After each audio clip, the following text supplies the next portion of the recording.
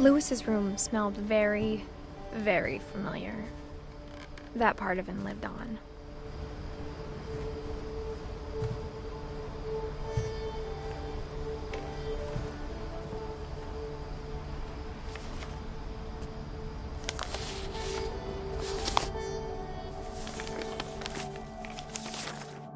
Dear Mrs. Finch, as Lewis's psychiatrist, I can understand your desire for an explanation.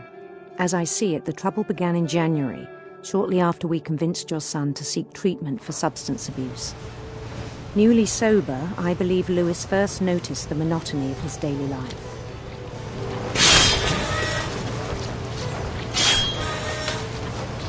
He kept working at the cannery, but he withdrew part of himself. In our sessions, I saw the same behavior. His mind began to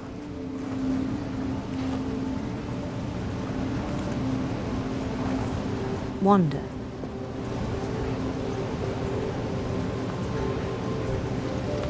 I asked him to describe it.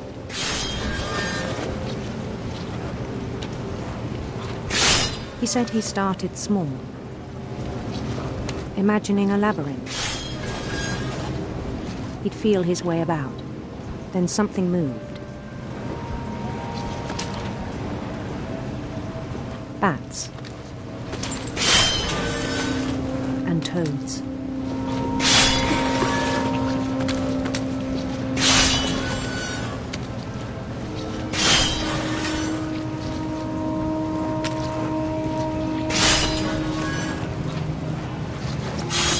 And things that have not names.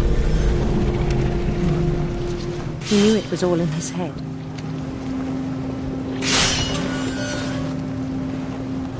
But he took it very seriously. I had hoped he'd find himself.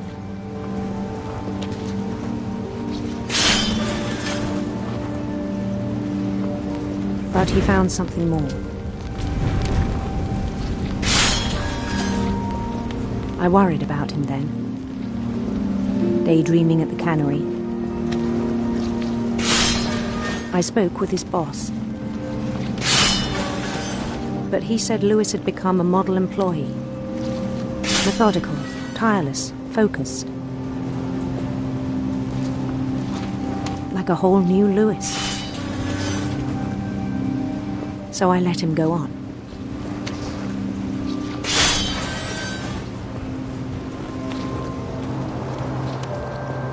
I even encouraged him. It seemed very promising at first. He told me he'd made a new friend. On the edge of a city he named Lewis Topia. He built the city up slowly, brick by brick. Then he made musicians.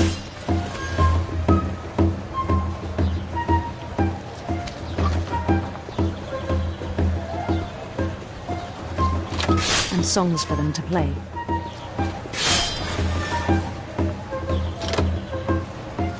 He talked about starting a band. And he was always humming something. Every day his imagination grew stronger.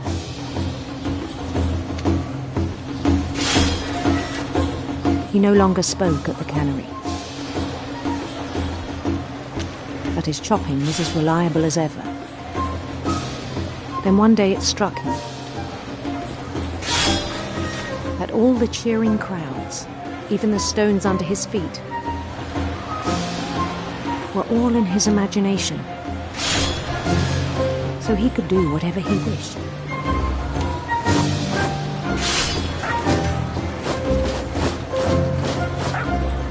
He held an election for mayor. And he won. They begged him to stay, but his mind was already wandering. It became a game for him.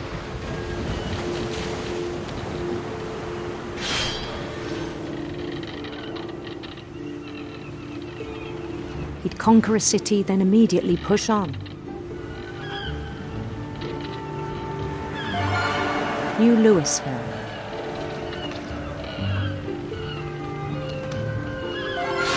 St. Louis. He started drifting away from our reality.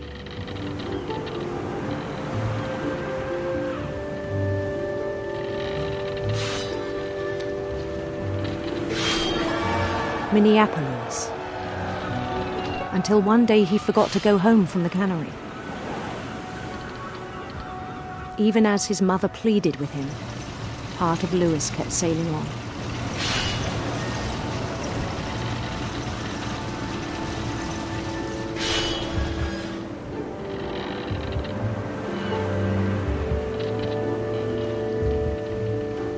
In Louisburg, he heard rumors of a handsome queen.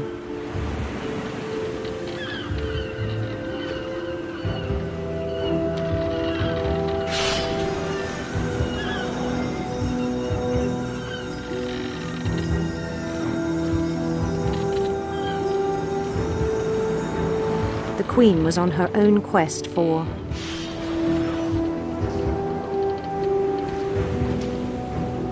sinister serpents.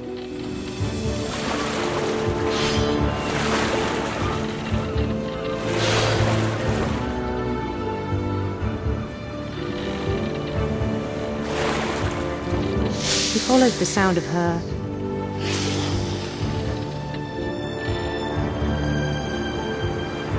silver harp.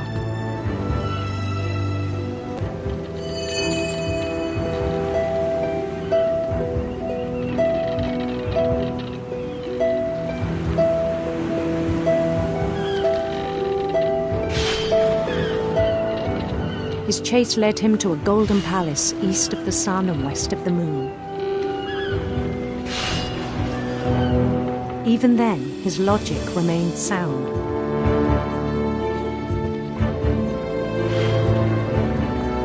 He knew the world was all in his imagination.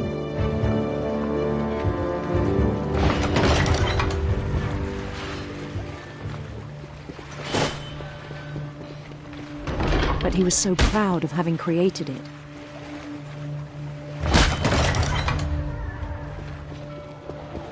In his own eyes, he'd become something greater than a king.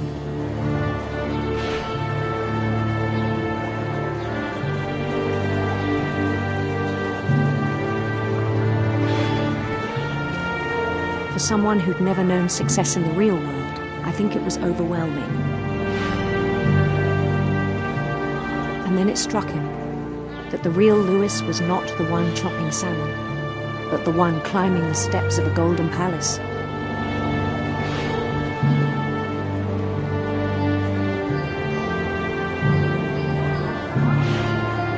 My imagination is as real as my body, he told me. It was hard to argue with him.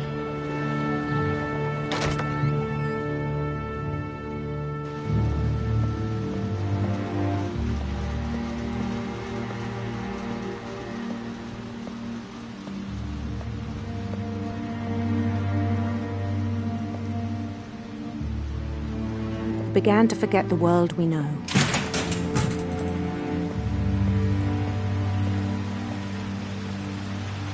I think it pained him to remember Louis, the cannery worker.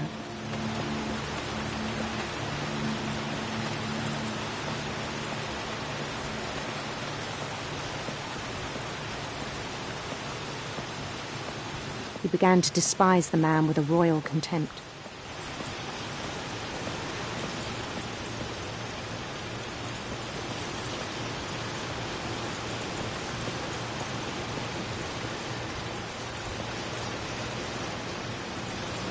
I still thought I could save him.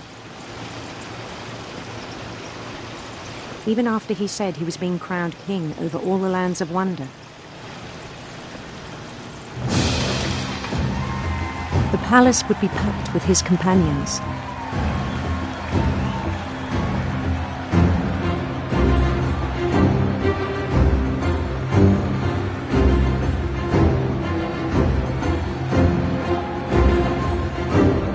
wise Calico had insisted on inviting him.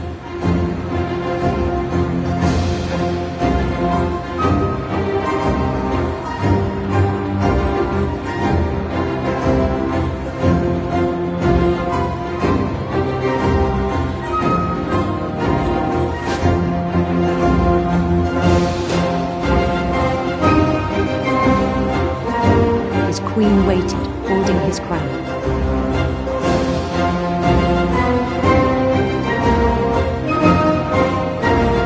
There was only one thing left to do.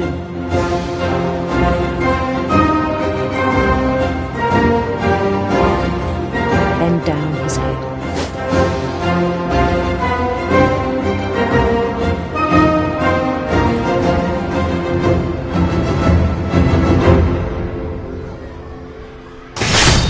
And the rest I think you know.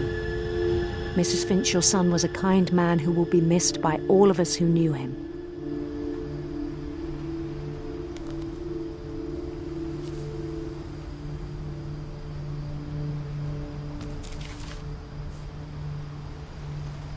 My brother was really cool. I wish you could have met him.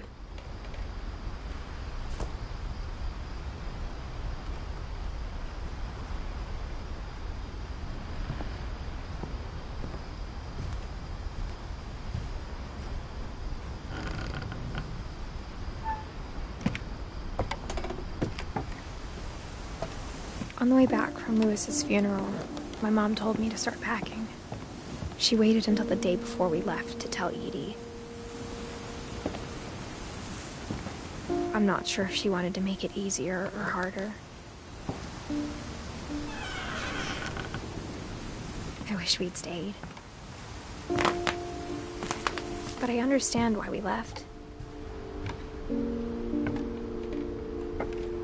What happened that night had been coming for a long time.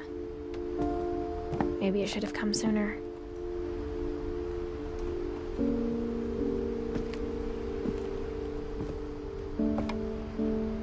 But it had to end one way or another. All that's left now is to tell you about that last night.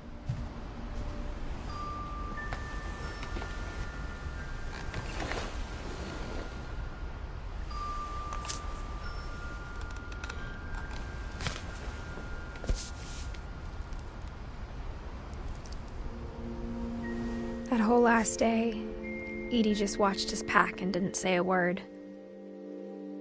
Until supper, when she raised her glass and said, "To our final night together, and all our final nights apart." Grandma, you know what I said about alcohol.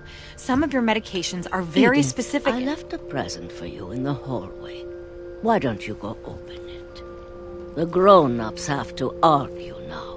I'm sorry, you're right. We're all leaving tomorrow. Let's just enjoy our last... I'm not leaving.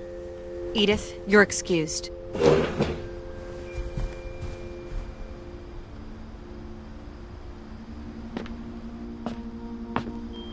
The power had been shut off that morning, but Edie always had plenty of candles. When my mom sealed the library, I don't think she knew about the other entrance. Or that Edie had a key to it.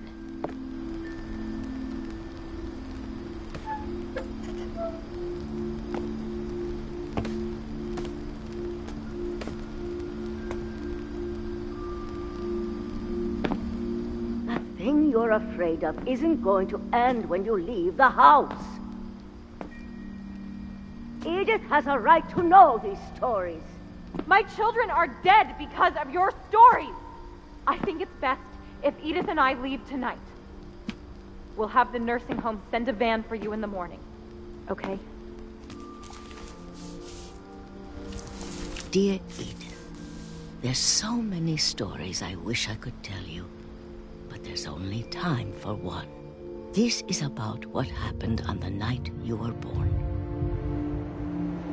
That night, the tide went way, way out.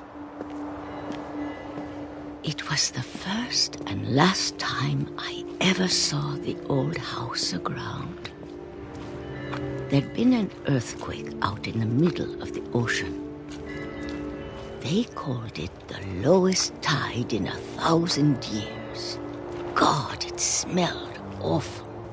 You know, I've seen that house every day of my life. But I never thought I'd go back to it. When the fog rolled in, I lost my way.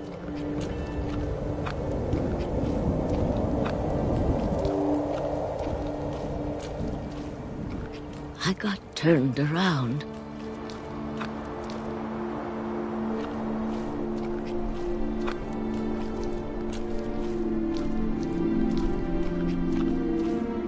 I started seeing things.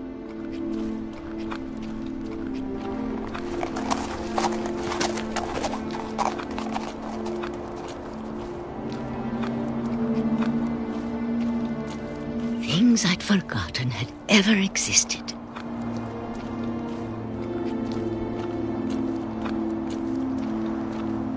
But when I saw them, they felt like old friends. That night, a lot of things came back to me.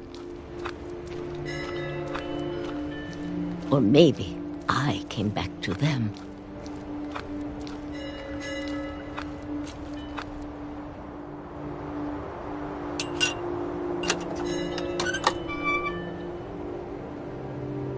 Things I can't explain, but that I need you to try and... Edith, what are you doing in here?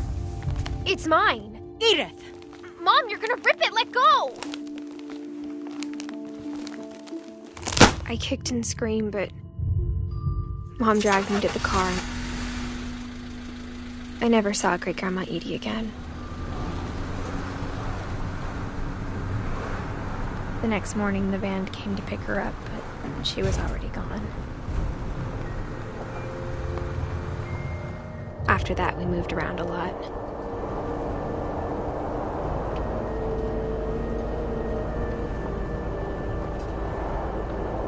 We both tried to make the best of it.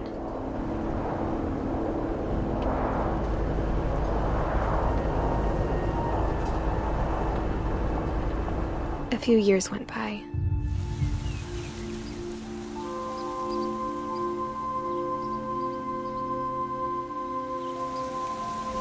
My mom didn't like to talk about it,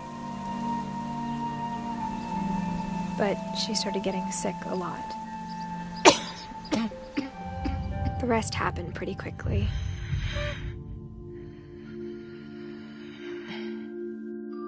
She got better for a while, and then she didn't.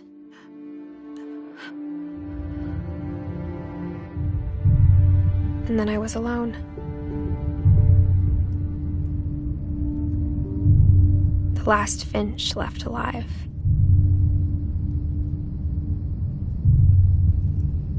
Until I found out about you. I'm still not sure what to tell you about all this. If we lived forever, maybe we'd have time to understand things.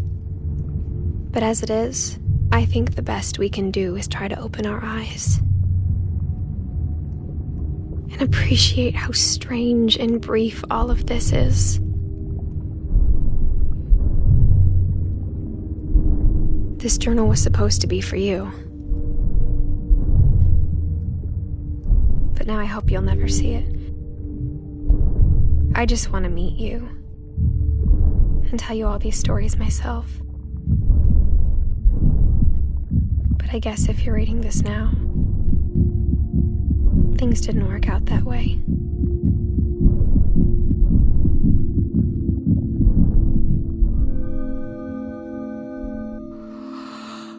This is where your story begins. I'm sorry I won't be there to see it. It's a lot to ask, but I don't want you to be sad that I'm gone. I want you to be amazed that any of us ever had a chance to be here at all. Good luck.